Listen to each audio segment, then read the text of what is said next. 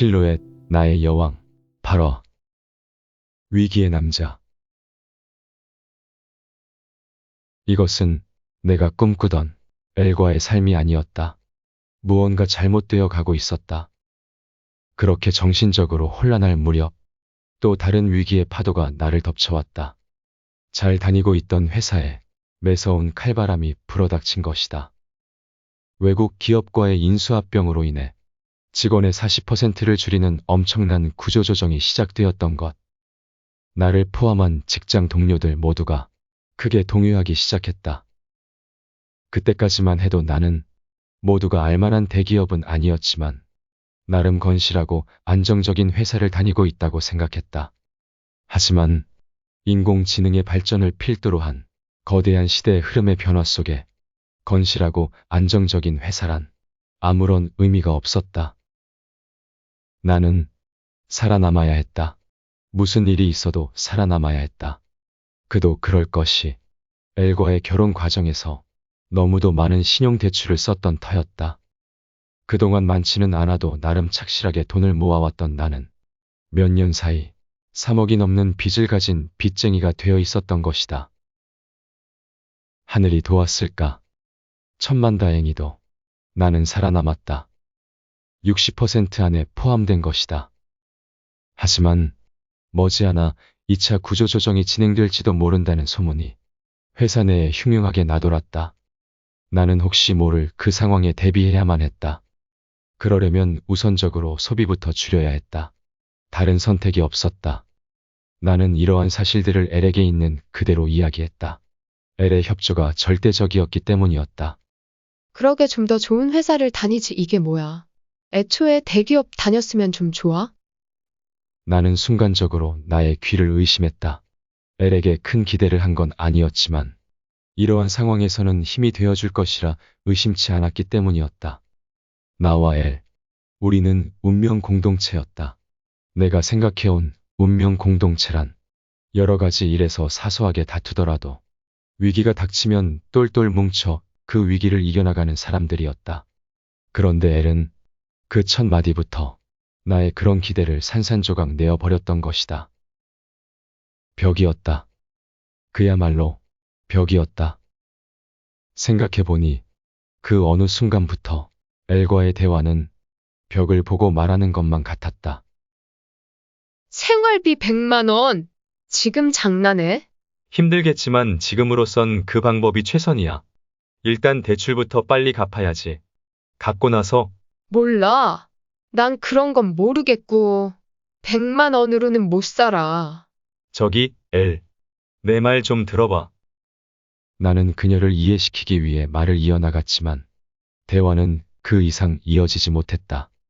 엘이 잔뜩 부은 얼굴로 나에게 마치 들으라는 듯 큰 소리로 혼잣말을 중얼거리며 그 자리를 벗어났기 때문이었다. 제시는 남편이 차 바꿔줬다던데. 난 이게 뭐야. 어휴, 내 팔자야. 복도 지지리도 없지. 숨이 턱 막혀왔다. 숨을 내쉴 수가 없었다. 정말이지. 이대로 숨을 쉬지 못해 죽어버릴 것만 같은 느낌이 들었다. 나는 퍼렇게 질려 무작정 집 밖으로 뛰쳐나왔다. 그제서야 숨이 쉬어지는 것만 같았다. 그렇게 나는 보이는 길을 따라 무작정 걷고 또 걸었다. 거리의 모든 사람들이 자신이 가야 할 곳을 알고 바삐 걸음을 옮기고 있었다. 단 한 사람, 나만을 제외하고. 하나 둘, 상점의 불들이 꺼지고 거리는 한층 더 어두워졌다. 나는 유일하게 그 자리를 지키며 자신의 빛을 뿜어내는 편의점으로 들어섰다. 그러고는 생수 하나를 꺼내어 들고 와 계산대에 올려놓았다. 그 순간 늘 그 자리에 있었으나 관심을 두지 않았던 그 어떤 것들이 나의 시선을 강렬하게 붙잡았다. 온갖 흉측한 프린트들을 휘덮고 있는 담배들이었다. 잠시 후 나의 손엔 생수와 더불어 담배 한 갑과 라이터가 들려 있었다. 나는 천천히 담배 한 개비를 꺼내어 들었다. 진우의 담배를 장난스레 빼앗아 피우는 척 해본 적은 있었지만 제대로 담배를 피워본 적은 단 한 번도 없었다. 그렇게 담배에 불을 붙이고 그 연기를 깊숙이 빨아들이자 담배 연기가 순식간에 내 안 구석구석으로 퍼져나갔다. 순간 머리가 띵해지는 느낌이 들었다. 텁텁했다. 하지만 이 텁텁한 느낌이 답답함보다는 조금 나은 것 같이 느껴졌다. 답답함을 덮은 텁텁함이라.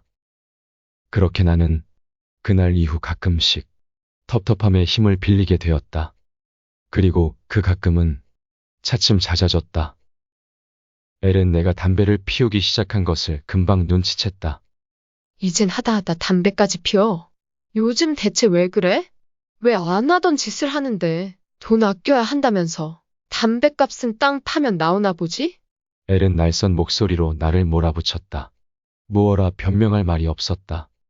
이전에 들지 않았던 담배 구입 비용이 더 나가고 있는 건 엄연히 사실이었으니까. 하지만 나의 인내도 마침내 그 한계에 도달해 있었다. 나는 애를 만난 이후 처음으로 목소리를 높여가며 화를 내고야 말았다. 그것은 마치 거대한 용암이 분출하는 것과도 같이 불규칙하면서도 거센 기세로 터져 나왔다. 그동안 차곡차곡 쌓여왔던 나의 괴로움들이 마침내 터져버렸던 것이다.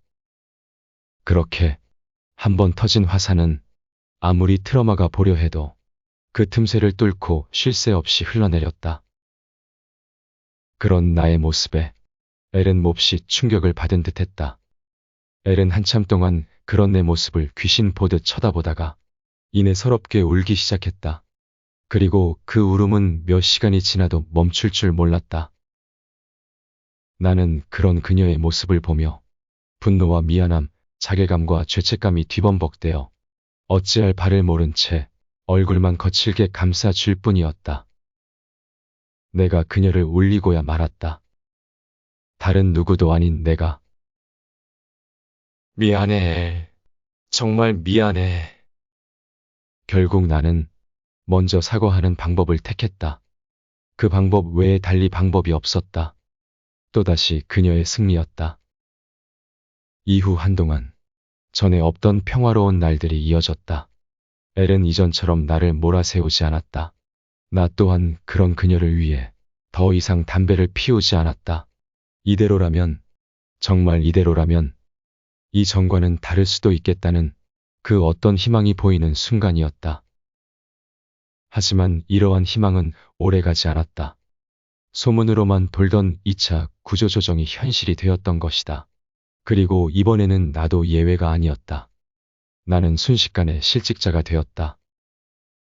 당장의 소득은 없어졌지만 지출은 줄인다고 줄여도 그다지 줄지 않았다. 엘이 프리랜서 생활을 하며 벌어오는 돈이 있긴 했지만 그것으로는 턱없이 부족했다. 나는 막노동, 뷔페 접시 닦기, 대리운전, 배달 알바, 무엇이든 가리지 않고 닥치는 대로 했다. 이러나 저러나 한 집안의 가장이니까. 나는 그 옛날 나의 아버지처럼 책임감 없는 가장이 되고 싶지 않았다.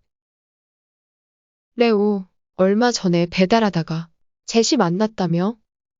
그 일 안 하면 안 돼? 그냥 좀 있다가 회사 취업해. 나 너무 창피하단 말이야. 걔가 주변에 소문이라도 내면 어떡해. 순간 허무함이 몰려들었다. 나는 무얼 위해 그렇게까지 열심히 한 것일까? 대체 무얼 위해? 결국 나는 엘의 뜻대로 모든 임시직 노동일을 멈추고 취업 준비에 올인하기로 했다. 되도록 엘이 하자는 대로 하기로 했었으니까. 하지만 엘의 기대치를 충족시킬 수 있는 취업은 좀처럼 쉬운 일이 아니었다. 그렇듯 도무지 내가 닿을 수 없는 엘의 그 어떤 기대와 그 기대를 충족시켜주기 위한 시도 속 계속되는 실패는 나를 몹시도 예민하고 까칠한 사람으로 만들고 있었다. 안 그래도 간신히 부여잡고 있던 나의 자존감은 바닥으로 주저앉은 지 오래였다. 그 사이 잠시 잠잠한 듯했던 엘의 투정 본능도 언제 그랬냐는 듯 다시금 되살아나 있었다. 그리고 그것은 전보다 강도가 더 세졌다. 나를 위한다는 그럴싸한 포장 속에 인격모독에 가까운 말들이 거침없이 쏟아졌다. 거봐. 내 말 안 들으니까 복 나간 거야. 앞으론 내가 하라는 대로만 해. 알겠어? 그러고 멍 때리니 취업이 될 리가 없지.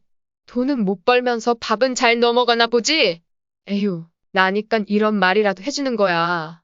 고마운 줄 알아. 나는 참을 수가 없었다. 어떻게 내게 그런 말을 할 수 있냐고 따져 묻길 여러 번. 그럴수록 나는 점점 더 무기력해졌다. 그리고 이내 엘이 그 어떤 말을 해도 아무런 대꾸를 하지 않게 되었다. 그 어떤 말을 한다 해도 의미가 없을 테니까. 원래 가장 아픈 상처는 사랑하는 사람이 내는 상처라고 하지 않던가. 엘은 그렇듯 약해진 나를 더욱 집요하게 파고들며 내게 크나큰 상처를 주고 있었다. 애초에 가깝지 않은 사람은 그 내부를 깊숙이 찌를 수 없었지만 엘은 내게 너무도 가까이 있는 사람이었던 것이다. 나는 너무나도 힘들고 아프지만 그 누구에게도 하소연할 수 없었다. 다른 사람들이 보기에 엘은 직장을 잃은 남편을 정성껏 보필하는 너무나도 사랑스러운 아내의 모습을 하고 있었기 때문이었다. 이러한 엘의 행동 중에는 아주 희한한 것이 하나 있었다. 엘은 이렇게 깊은 상처를 주는 말들을 거침없이 내뱉고 나서 언제 그랬냐는 듯 예쁘고 사랑스러운 말이 담긴 메시지를 보내오곤 했던 것이다. 그 메시지들을 보고 있노라면 나는 미친 듯이 혼란스러워졌다. 그리고 그것은 짧은 순간이나마 마음속에서 그녀를 미워한 내게 그 어떤 죄책감을 일으켰다. 또한 암묵적으로 이 모든 것이 모두 내 부족함 때문이라고 나를 더욱 다그치게 만드는 것이기도 했다. 그렇게 엘이 늘 이야기하는 나의 부족함들이 쌓이고 쌓여 어느새 산처럼 쌓여버린 그 부족함들이 마침내 나의 세상 전체를 가려버렸다. 나는 점점 그런 내 스스로가 혐오스러워지기 시작했다. 이 어둠 속에서 벗어나고자 발버둥 치지만 단 한 발자국도 벗어나지 못하고 계속해서 허우적거리는 스스로가 정말이지 혐오스러워지기 시작했다.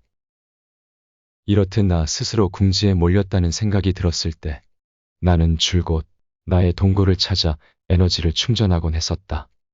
나만의 동굴. 그곳은 세상이 끼어들 수 없도록 그 어떤 결계가 쳐진 나만의 에너지 충전소였다. 하지만 이제 더 이상 그런 동굴은 존재하지 않았다. 이 집을 벗어나고 싶다는 생각이, 아니, 이 땅을 벗어나고 싶다는 생각이, 더 나아가 이 지구를 떠나고 싶다는 생각이 순간순간 나를 지배했다. 내 안에서 강력한 위험 신호가 울려 퍼지고 있었다. 나는 엘에게 나만의 재충전 시간이 필요하다고 이야기했다. 여하튼 별나긴. 하루 종일 집에 있으면서 그게 재충전이지 뭐야. 이 와중에 지금 여행을 가겠다는 거야? 엘은 나를 한심스럽다는 표정으로 쳐다보며 큰 한숨을 내쉬었다. 그녀의 그러한 한숨은 그 어느 것보다도 강력하게 내가 이 세상에서 살기 싫어지게 만드는 것이었다. 이미 무기력해질 대로 무기력해진 나였지만 더 이상은 견딜 수가 없었다. 나는 무작정 집 밖으로 뛰쳐나왔다. 그리고 쉼없이 내달렸다. 그렇게 뛰지라도 않으면 돌아버릴 것만 같았기 때문이었다. 그렇게 얼마나 달렸을까? 나는 문득 떠오른 어느 생각에 천천히 걸음을 멈춰 세웠다. 갑자기 진우가 떠나기 전 건넸던 아리송한 말이 떠올랐기 때문이었다. 어쩌면 너라면 내가 떠나려는 이유를 알게 될지도 모르겠다. 나는 스마트폰을 꺼내어 한동안 찾은 적 없던 진우의 연락처를 찾았다. 진우는 마치 어제 통화했던 사람처럼 나의 전화를 반갑게 받아주었다. 그는 지금 제주도에 머물고 있다고 했다. 나는 당장에 택시를 잡아 타고 공항으로 향했다.